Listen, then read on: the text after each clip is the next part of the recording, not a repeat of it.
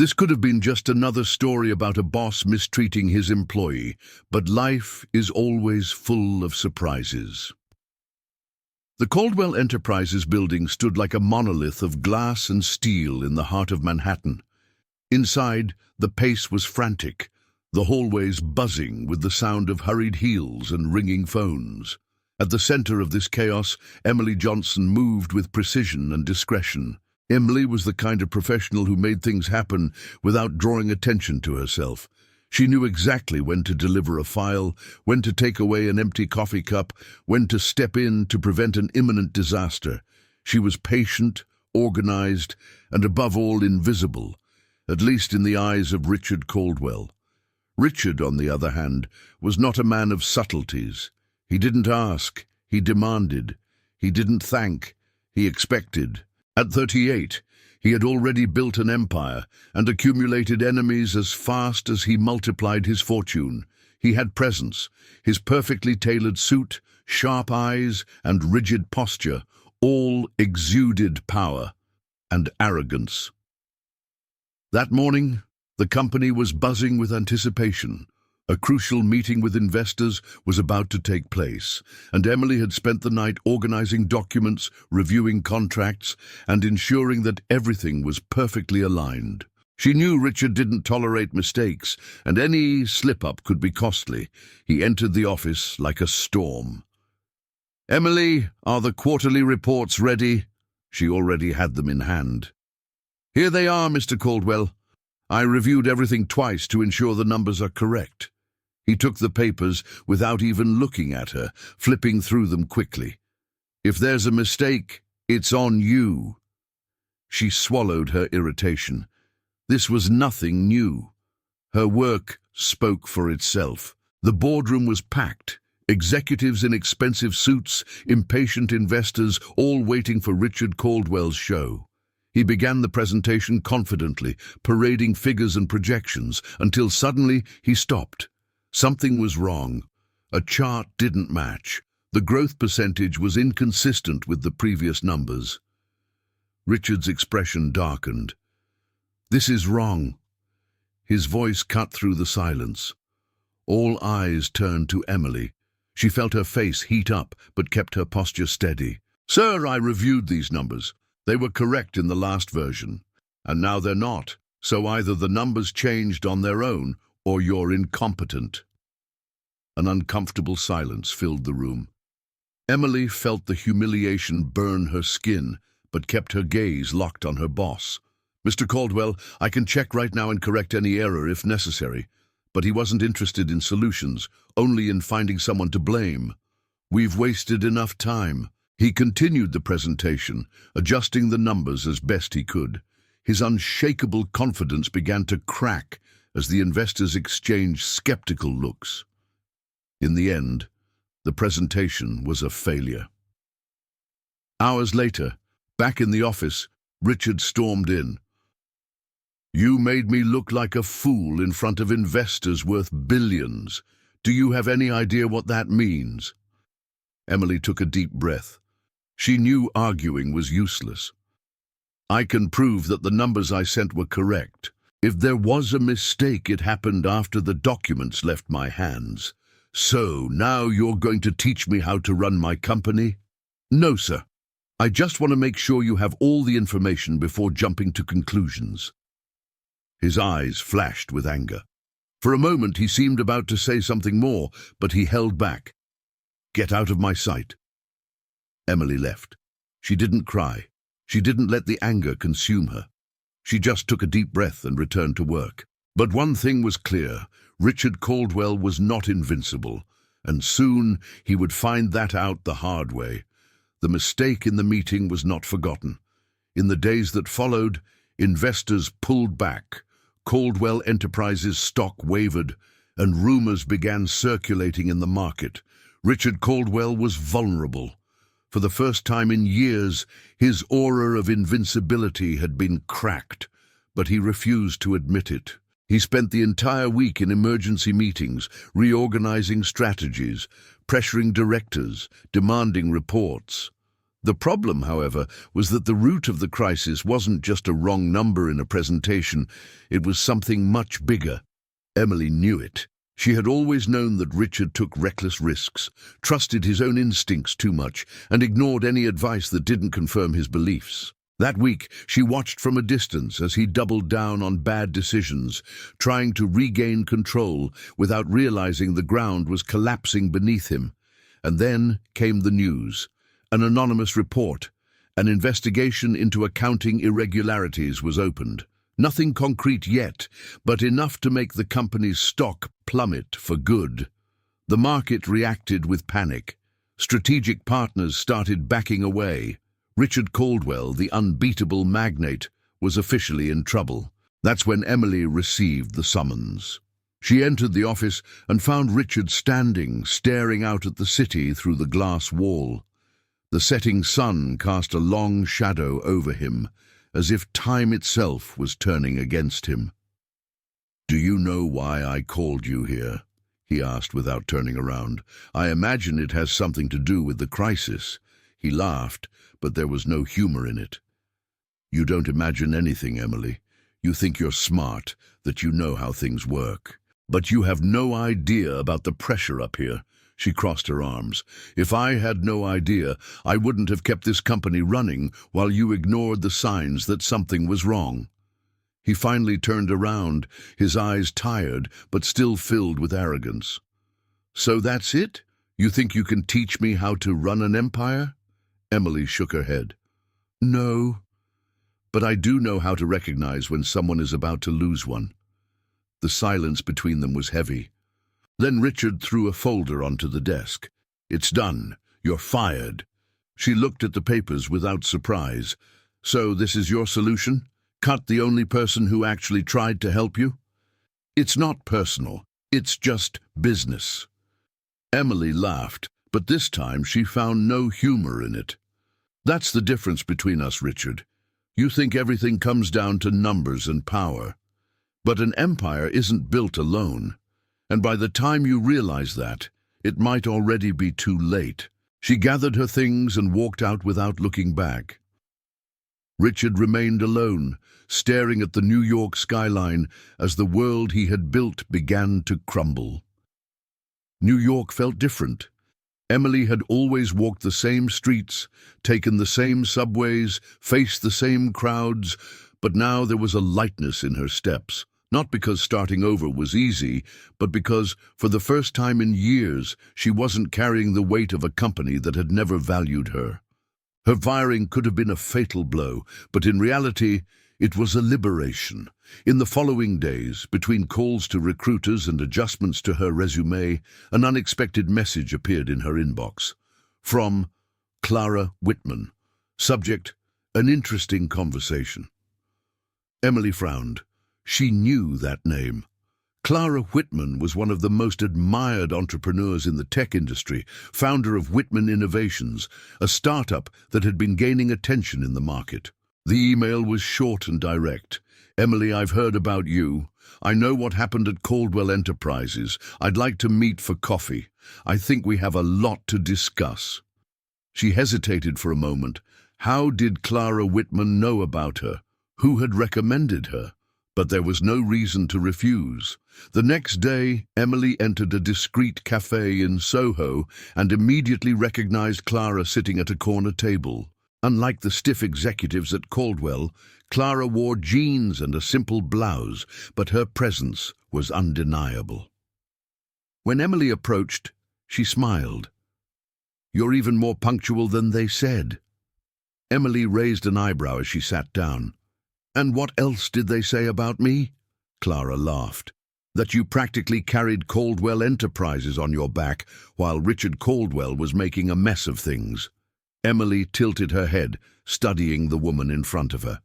"And who told you that?" "Let's just say the business world is small. Competent people always get noticed, even when their bosses try to erase them." Emily smirked slightly. "And why did you want to meet me?" Clara leaned back in her chair. "Because my company is growing faster than expected, And because we need someone who knows how to organize chaos without being afraid of arrogant CEOs. Emily chuckled. So you're saying I'm good at dealing with difficult bosses? I'm saying you have talent, Emily, and I want to offer you a place where it's recognized. It was at that moment that Emily realized something. At Caldwell, she had never had a choice. She always did what was expected of her, without question. But now, in front of her, was a real opportunity to do something different. She extended her hand. Tell me where to sign. In the following months, Emily threw herself into Whitman Innovations with an intensity she had never experienced before. The startup was completely different from the rigid world of Caldwell Enterprises. Here, her ideas were heard, her opinions mattered, and most importantly, she saw the real impact of her work. With her experience, she helped structure processes, organize departments, and ensured that the company continued to grow sustainably. And it worked. Whitman Innovations became a phenomenon in the market. Investors scrambled for meetings, articles were published about the company's meteoric rise. And for the first time, Emily wasn't just a background figure, she was part of the story, and the world was starting to notice. The invitation arrived in a discreet envelope, but its impact was immediate. Emily picked up the paper with curiosity. It was an event for the financial sector, a business conference where CEOs and investors gathered to discuss the market's future. She knew exactly what that meant. She knew Richard Caldwell would be there. Over the past few months, Whitman Innovations had become a major force in the tech industry. Emily, now one of Clara Whitman's most trusted executives, represented the company in strategic meetings, negotiated with partners, and helped expand its influence. And Richard, rumors said he was struggling to keep his company afloat, that investors were fleeing, that confidence in the Caldwell empire was crumbling. Now, fate would put them in the same room. The conference took place in a luxurious Manhattan hotel. Emily walked into the grand hall wearing an elegant navy blue suit, her name on a badge that left no doubt about her new position. She greeted familiar faces, chatted with investors interested in Whitman Innovations, and moved effortlessly through the event, until, inevitably, her eyes met his. Richard was there, and he looked different. His suit was still impeccable, but his expression no longer carried the same arrogance. His gaze, once sharp as a blade, now seemed aware, studying, as if he was finally looking beyond the surface. When he saw her, for a brief moment, something flickered in his eyes. Surprise? Curiosity? Emily didn't look away. She had no reason to. He walked toward her. Emily Johnson. She gave a slight smile. Mr. Caldwell. No need for the formalities. She raised an eyebrow. A few months ago you wouldn't have said that. He sighed, rubbing his jaw. Things change. Emily crossed her arms. Indeed, and so do some companies. Richard held her gaze. Let's be direct, shall we? She gestured toward a nearby table. Of course. I'm curious to hear what you have to say. They sat down, and for a moment neither of them spoke. The silence between them was no longer tense, but it carried something else, a quiet recognition. My company needs a partnership, he finally said. Emily tilted her head slightly. And you think Whitman Innovations could be that partner? I think it's our best chance. She took a deep breath. You do realize the irony of this, don't you? He let out a short, dry laugh. I do. But irony or not, I need this. My company needs this. Emily studied him for a moment. Richard Caldwell, the man who once humiliated her, was now sitting before her, not as an untouchable mogul, but as someone who finally understood that he couldn't do it all alone. She could take revenge. She could simply say no and watch him sink. But Emily had never been driven by resentment. And maybe, Just maybe, Richard was finally ready to learn. She leaned forward slightly, looking straight into his eyes. "All right, Richard. Let's talk." Emily watched Richard as he spoke about his proposal. His tone was controlled, but there was something different about his posture. He was no longer the man who believed himself invincible, who looked at everyone as if they were disposable pieces in his game. He knew he needed her, and that changed everything. Caldwell Enterprises still has structure, still has a strong name in the market, he said, keeping his voice firm. But I made mistakes. I bet too high, ignored important advice. Now I'm trying to save what can still be saved. Emily held back a smile. He would never directly admit that she had been right all along, but this was more than she ever expected to hear. "And what exactly do you want from Whitman Innovations?" Richard took a deep breath. "We need technology to optimize our operations. Whitman is a leader in this sector. If we secure a partnership, we can create solutions to cut costs and increase efficiency, regaining some of the market's confidence." Emily leaned back in her chair, evaluating his words. "So you want us to help save your company?" He held her gaze. "I want a deal that benefits both sides. If we do this right, it won't just be Caldwell that gains. Whitman will have access to our network, our expertise in managing large-scale operations." She tapped her fingers lightly on the table. The proposal made sense, and Clara Whitman, who always thought strategically, would certainly consider it. But there was another issue. "And you, Richard? What have you learned from all this?" He seemed caught off guard by the question. For a moment, Emily saw a flicker of hesitation in his eyes. "I've learned that no one builds anything alone," he said finally, "and that arrogance and leadership are not the same thing." She didn't respond immediately. Maybe, months ago, she would have wanted him to suffer more, to lose everything before understanding what it meant to be on the other side. But now, looking at him, she saw something she hadn't expected. Growth. Emily extended her hand. "Let's work together then."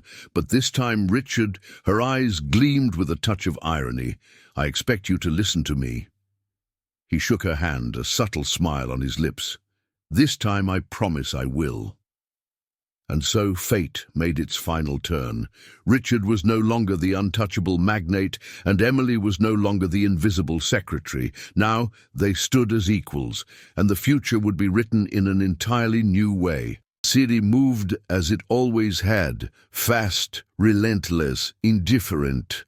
But for Emily Johnson, everything had changed. She stood by the large windows of Whitman Innovations, watching the skyline as the sun dipped below the horizon.